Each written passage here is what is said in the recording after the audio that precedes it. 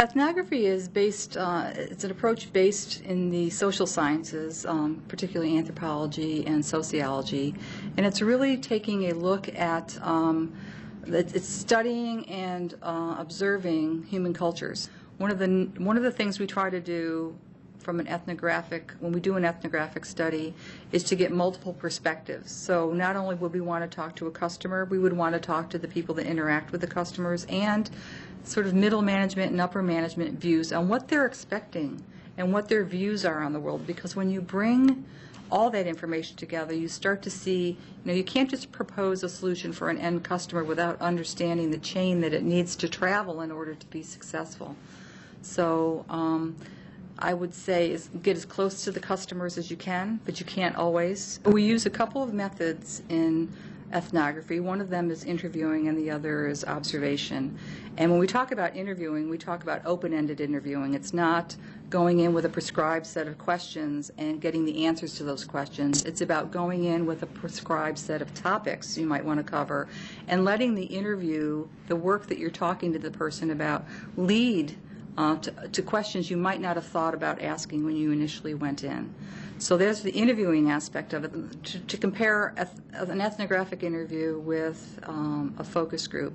Focus groups are very good for if you have a particular concept or idea that you can put on the table and have people react to, and you want to get a fair number of reactions in a fairly brief amount of time. Some of the qualities of a good interviewer is to not be there as the expert yourself. You're interviewing someone because they're the expert. You really want to understand their perspective on the work or whatever it is they're describing to you. You don't want to impose your ideas. Some of the mistakes that novice interviewers make is to feel they need to keep talking all the time.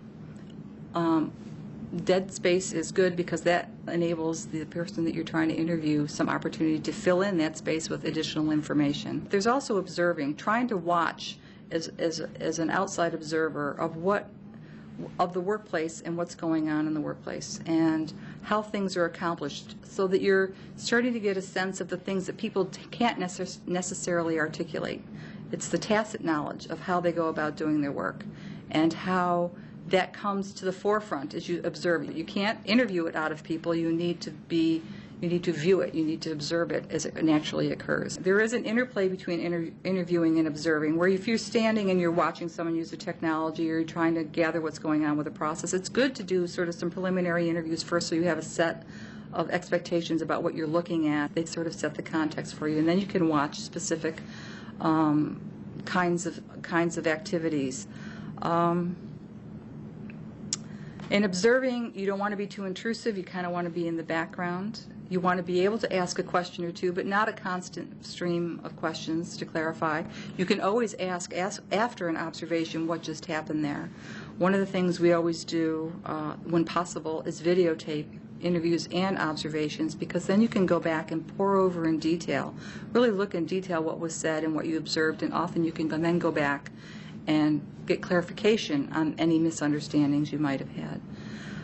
Observing, again, you want to not make judgments. You want to look at what's going on in the workplace and gain an appreciation for what's happening in the place that you're observing, the interactions between people. To separate what's relevant from irrelevant when you're observing is really hard to do while you're observing it. That's one reason why we always try to record, because sometimes things don't become apparent till you go back and look at them, that some side conversation happened that derailed a whole activity that you might not necessarily think is important until you go back and look at how that affected what you were originally observing.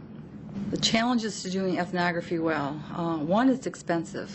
You have to invest time listening and observing customers and really taking to heart what they're telling you, analyzing that and reviewing it and bringing their message in some kind of cohesive format back into the developers, the innovators, the business teams that want to make use of that information. The ethics associated with both interviewing and observation, from the standpoint of the work that my team does, is you want to make sure that people are comfortable and that they feel like they're in control. If you're doing sort of an on-the-street kind of capturing still images of something, I don't think you need everyone's permission unless you're going to use that information somewhere publicly. We don't want people to be intimidated by sharing information with us. We want them to share it so that we can then bring back what we're learning from them to them so that they can react to that and tell us if we're on target with it, or if there are areas we missed that we should go look at to verify our findings as we go. A couple of the most important things I would suggest that novices do as they start to talk to customers is, one, keep in mind that you're there to talk to them because they're the expert. You don't want to impose your ideas on them. You want to hear what they have to say. The other is you don't necessarily need a lot of time. I would rather see someone go out and spend an hour talking closely, talking to a customer in their context and really listening to what they're saying than not doing it at all. So if you don't have a lot of time, still do a little bit, because then you'll start to get something that will open your eyes. You may get some surprises. I always look for surprises. I want my expectations to be broken. I want to find out something I didn't think I would find. Just kind of relax and have a conversation with people. And you have some topics you want to cover, and let their answers lead to some other interesting questions. I think the thing to keep in mind is that your customers have a lot of insight about what their work is like, and they basically have the secrets to how to make their work or their products, the products that you're developing, fit better and support them in what they're doing. And if you listen to what they're talking about, then you're going to get those insights. You have to take the time. It does take preparation, but those are the things I think that it's a good investment.